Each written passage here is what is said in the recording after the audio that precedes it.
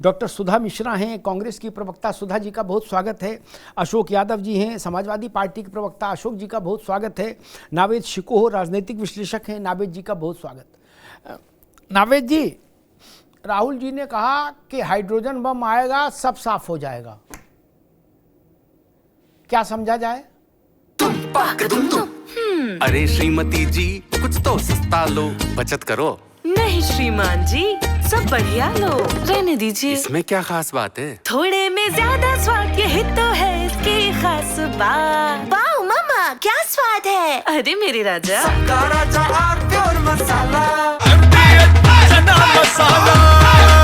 अब छोलिया हो या लोबिया, सफेद चने या काले चने, सब कुछ मजेदार बने। जी जी हाँ जी, आपका प्रश्न मैं सुन नहीं पाया। मैं कह रहा हूं, राहुल गांधी जी ने कहा कि हाइड्रोजन बम गिराएंगे हम, हाइड्रोजन बम आएगा सब साफ हो जाएगा। इसका मतलब क्या समझा जाए? जी, कहाँ गिरेगा, कैसे गिरेगा, देखिए, क्या राहुल होगा उस हाइड्रोजन बम में, ये तमाम चीजें है ना भाई। और देखिए, आदमी राहुल में दहशत भी गांधी फैल जाती है हाइड्रोजन बम का नाम एक सुन नए के। पैटर्न पे चल रहे हैं। जी जी, राहुल गांधी जी अपने कंटेंट का, अपने मुद्दे का, अपने एजेंडे की मार्केटिंग बहुत जबरदस्त करने लगे हैं। अब जो मुद्दा लेकर आते हैं उसको बहुत दिनों पहले से उसका प्रोमो चलाते हैं, और जब प्रोमो चलाना पड़ता है हमें किसी चीज की, अपने मुद्दे की मार्केटिंग करना। और ये बात सही है कि आज के जमाने में, जैसे कि राहुल गांधी और कांग्रेस भी कहती है कि मुख्यधारा की मीडिया हमें जगह नहीं देती है, सोशल मीडिया में हमें मकाम मिल रहा है, एक जगह मिल रही है, और वहां हम अपनी बात कहते हैं। और उस मीडिया में अपनी बात को ले जाने के लिए कुछ ऐसे शब्दों का इस्तेमाल किया जाता है जो बहुत आम भाषा में हो, बहुत रफ टफ हो। जिस तरह आपने सुना होगा कि भोजपुरी फिल्मों के कुछ टाइटल ऐसे होते हैं कि फिल्म में हो ना हो वो अलग बात है, लेकिन टाइटल ऐसे होते हैं, पोस्टर ऐसे होते हैं कि लोग फिल्म देखने चले आए, इंतजार करें। हाइड्रोजन बम का मतलब यह है कि ये हालांकि है थोड़ा सा नकारात्मक शब्द है, नकारात्मक चीज है, लेकिन इसकी तरफ आदमी खिंचता है। और ये सोशल मीडिया का तकाजा है, मरमरिंग के लिए, चर्चा के लिए, और एक माहौल पैदा करने के लिए, परसेप्शन पैदा करने के लिए, अपने मुद्दे को प्री मैच्योर करने के लिए, उस मुद्दे को लाने से पहले उसका प्रोमो पेश करने के लिए राहुल गांधी जी इस तरह के शब्दों का इस्तेमाल करते हैं। वोट चोर, गद्दी छोड़, इस तरह की बातें हमेशा उनकी जब चर्चा में आती हैं, भले ही उस पर नकारात्मक चर्चा हो, भले ही विपक्ष, सत्ता पक्ष उस पर अच्छी टिप्पणी ना करे, या मोदी को पसंद करने वाले लोग उसको पसंद ना करें, लेकिन उस पर जब नकारात्मक टिप्पणी होती है तब भी चर्चा हो ही जाती है। और मुझे लगता है कि हाइड्रोजन बम भी इलेक्शन कमीशन के खिलाफ लगातार वो सबूत पेश कर रहा है। हो सकता है कि कोई और भी सबूत पेश करने जा रहे हो, लेकिन उन्होंने प्रोमो बना लिया है कि हाइड्रोजन बम, यानी उसका लोग इंतजार करें। और आप जैसे बड़े टीवी चैनल ठीक है पर, नावेद आप बाबू, जैसे बड़े दो चीजें, मैं अशोक जी के पास चलूं उससे पहले दो चीजें बड़ी महत्वपूर्ण हैं।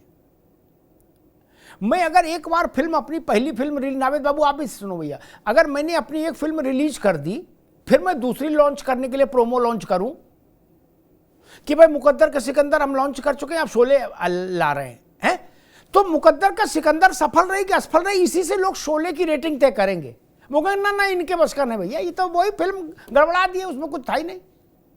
ठीक, परमाणु बम विस्फोट हो चुका है।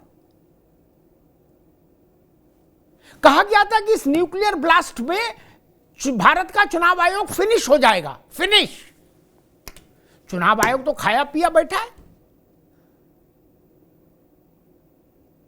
फिनिश नहीं हुआ ना। इसलिए अब जनता इस बात को देखेगी कि भैया वैसा हुआ कि नहीं हुआ, एक चीज। और जो दूसरी बात नावेद जी ने कही, एक राजनीति के विद्यार्थी के नाते, चुनाव इतने देखे उस नाते मैं एक बात कह सकता हूं कि एक मिजाज का नारा एक ही बार चलेगा या नहीं चलेगा, लेकिन एक ही बार इस्तेमाल हो सकता है।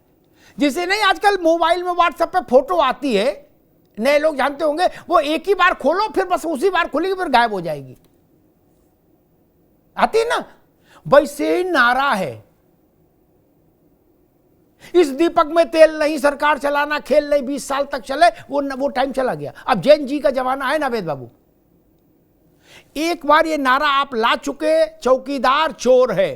क्या चोर शब्द को एक बार आप चुनाव में दांव पर लगा चुके, उसका नतीजा देश के सामने है। अब आप उसी फ्रेज को फिर लाए, वोट चोर गद्दी छोड़। एक प्लॉट पर, एक थीम पर बनाई गई फिल्म अगर असफल हो जाए तो दूसरे प्लॉट पर फिल्म बनानी चाहिए। आपने उसे बना दी कि दो भाई थे, कोई एक कुंभ में खो गया। जब वो नहीं चली तो इसकी संभावना कम है, ये मेरा कहना। अशोक यादव जी, आपकी पार्टी क्या समझ रही है हाइड्रोजन बम से? क्या हो सकता है? देखिए अंदाज ये आपको याद होगा, 8 अप्रैल 1929 जिस दिन सेंट्रल लेजिस्लेटिव असेंबली में क्रांतिकारी भगत सिंह ने बम फेंका था। बम कोई मोर्टलिटी वाला बम नहीं था, मारने के लिए नहीं फेंका था उन्होंने एक सिंबॉलिक मैसेज देने के लिए बम फेंका था।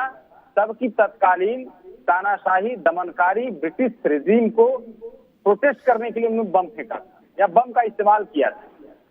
और उनका उद्देश्य उस समय वही था, एक तो दमनकारी सत्ता को चुनौती देना, दूसरा उद्देश्य था देश के युवाओं को, किसानों को, नौजवानों को जगाना इस दमनकारी सत्ता के खिलाफ।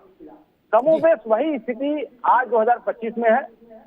वही ब्रिटिश हुकूमत की चमचागिरी करने वाले लोग आज सत्ता में हैं और उसी सत्ता को, दमनकारी सत्ता को संदेश देने के लिए हमारे इंडिया गठबंधन के तमाम नेतागण और राहुल गांधी जी, जो आप हाइड्रोजन बम की बात कर रहे हैं, परमाणु बम की बात कर रहे हैं, तो एक प्रोटेस्ट का बम है वो। हम तो बम के खिलाफ बम नहीं है जी जी। वो एक प्रोटेस्ट का तरीका अमिताभ जी, और उसका भी उद्देश्य, भले 93 साल हो गए सरदार भगत सिंह को बम फेंके हुए, लेकिन आज 93 साल बाद भी उद्देश्य उसी हाइड्रोजन बम का उद्देश्य वही है, एक दमनकारी सत्ता को चुनौती देना, और दूसरा उद्देश्य इस देश और प्रदेश के युवाओं को, किसानों को, नौजवानों को जगाना इस सरकार के दमनकारी नीतियों से, इस सरकार के दुर्व्यवस्थाओं से। और उसका परिणाम आपको दिख रहा है अमिताभ जी।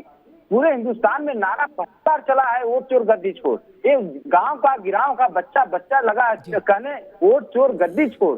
पूरे देश की जनता को पता चल गया कि वोटों में चोरी की जा रही है, पीडीए के लोगों की नौकरियों में चोरी की जा रही है, देश के संसाधनों में चोरी की जा रही है, रसिया से तेल इंपोर्ट करा करके अंबानी को पैसा कमवाया जा रहा है, देश के ऊपर 50% टैरिफ लगवाई जा रही है। ये सारी चीजें जनता देख रही है। ठीक है, दिया जा रहा है राष्ट्र प्रथम, देश प्रथम, तो ये सारी चीजें आज भी रेलिवेंट है। जी ठीक है अशोक परमाणु बम ठीक है, आप उसी तरह से लीजिए जी। ठीक है।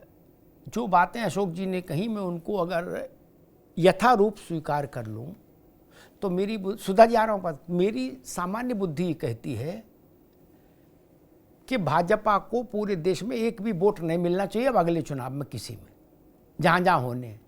और अगर इसके ऐसे ही नतीजा आया तो मैं अशोक जी के आकलन को प्रणाम करूंगा, और ऐसा नहीं आया तो मैं मानूंगा कि अभी अशोक जी को देश के मिजाज को समझ पाने में उतनी दक्षता नहीं जितनी होनी चाहिए। भाई आपने कहा कि सारी बात गांव गांव तक पहुंच गई है, जनता जान गई है और सारी जनता ये नारा लगा रही है। वैसे ही जैसे आप 19 में कह रहे थे कि देश की सारी जनता नारा लगा रही है चौकीदार चोर है, और रिजल्ट क्या आया? वैसे ना, तो ये तराजू तो रहेगा, वहीं से बात तय होगी कि देश में अगर नारा पहुंच गया तो सरकार जाएगी।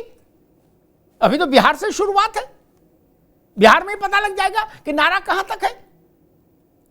नहीं अशोक जी, ये इस पर तो टिकेंगे हम भी और आप भी। हमारे नारे चले कि नहीं चले इसका एक ही थर्मामीटर है, हम जीते कि नहीं जीते, बात खत्म हो गई। अगर हम हार गए इसका मतलब जनता ने हमारी थ्योरी को, हमारे नैरेटिव को रिजेक्ट कर दिया, चाहे भाजपा हो चाहे कांग्रेस हो। सुधा मिश्रा जी, वही प्रश्न आपसे, परमाणु बम आया और परमाणु बम के बाद अब हाइड्रोजन बम, ये क्या होगा हाइड्रोजन बम और कैसा होगा?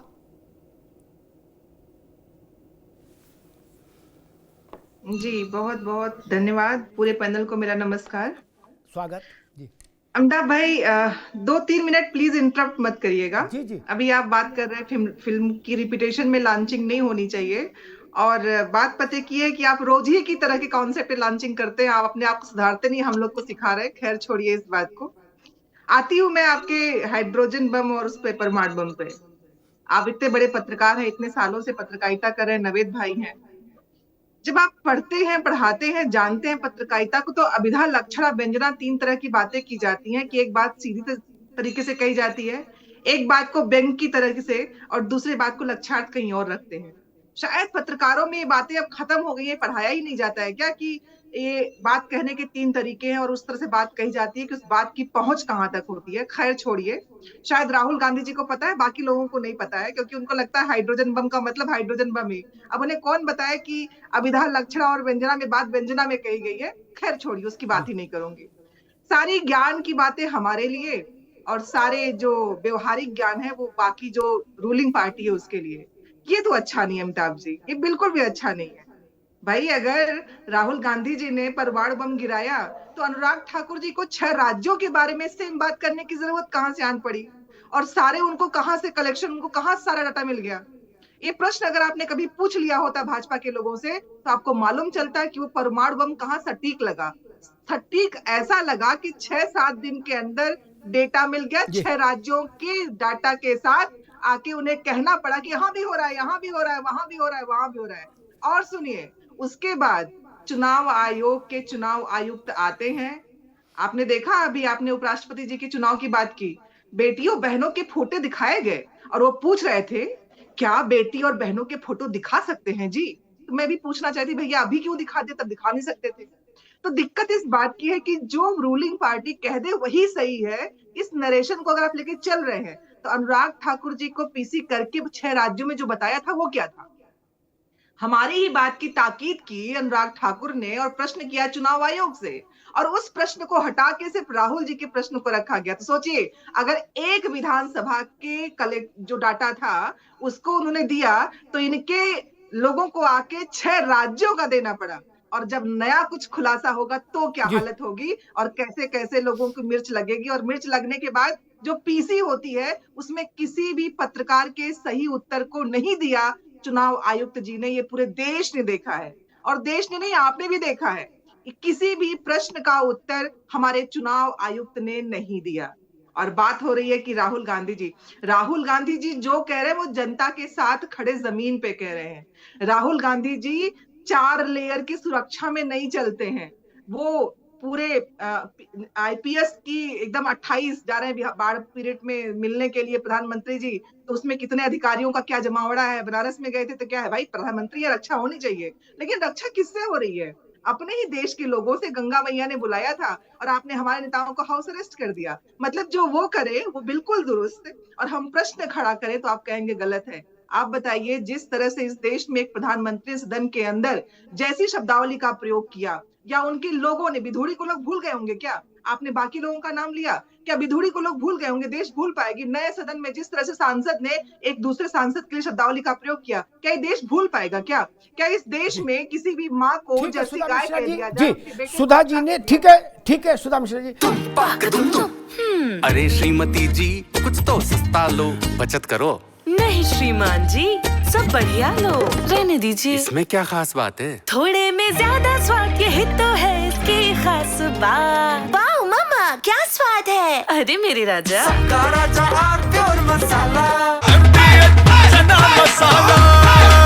अब छोलिया हो या लोबिया, सफेद चने या काले चने, सब कुछ मजेदार बने।